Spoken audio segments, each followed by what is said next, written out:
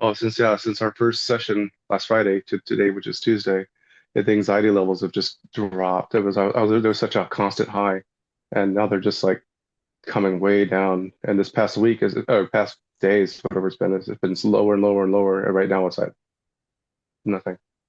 There's no anxiety. No And this is our second anxiety. session, and it's just like nothing.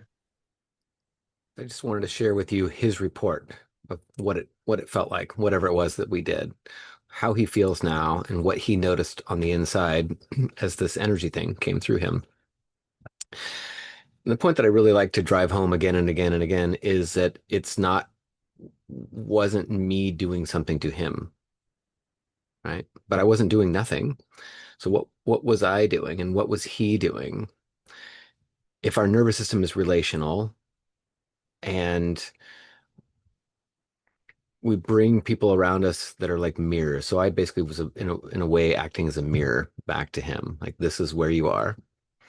But it's a little bit more than that. Like when you go couples dancing and you're dancing with somebody, you're not just mirroring. You're not just being a passive mirror, but you're moving in a way that ideally you can surrender and relax and into a flow state so that your whole body then moves together. The two bodies move together. And the spine is designed to do just this. And what's the spine? It's just a housing around your brain. It's a housing around the brainstem and the spinal cord, which is what? Just the body's energy and emotion. And when that thing is twisted, you can't connect to others and you can't connect to yourself. If it's twisted, you can't connect to others and you can't connect to yourself. And this is, I think, part of one of the ways that we get it wrong when we go out to the woods or we go into deep meditation is we want to connect to ourselves first so we can clear up our own issues so we can become whole and then bring a wholeness back to the tribe. And it makes sense from one perspective. But if we look a little bit more deeply into that yes, we want to become whole so that we can be more whole with the tribe. But the actual coming home really is done in solo and not but and in tandem by co-regulating, by you finding another being that your body relaxes with.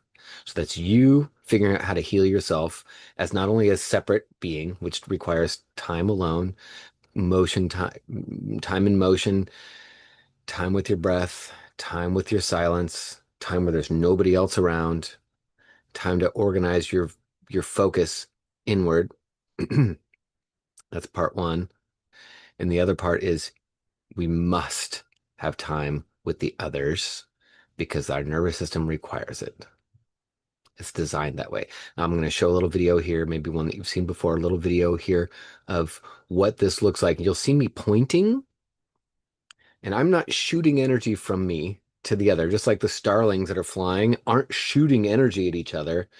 They're actually finding a way that the energy is moving through the two of them together. So when I'm pointing, this is basically me organizing my own focus to keep up with the energy I feel moving through him.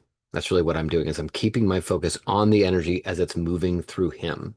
I'm not sending it from me. So those of you who are life coaches or Reiki practitioners or energy workers, I think there's a real opportunity to really see your growth improve in your practice if you're still working with the I'm sending energy to them. And if you can look at that assumption again, like what happens if I just with my nervous system find where the two of us are already merged, already co-regulating and really just keeping up with that energy, whatever that is, an intelligence that's moving through the two of us together, that big thing that's moving all the starlings, that one intelligence that's coordinating all of those starlings together. When two starlings surrender to that intelligence together, then there's the co-regulation that happens. That's the key moment. One starling isn't coming over to heal the other one. The one starling is coming over to then help the other one surrender to the same thing that's moving through them. Whether you want to call that self or spirit or God or prana or kundalini, call it what you want. And that's not enough.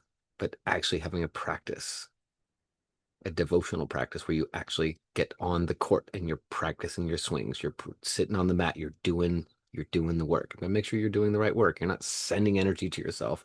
You're helping yourself vibrate back in to alignment by connecting with that which vibrates you back into alignment.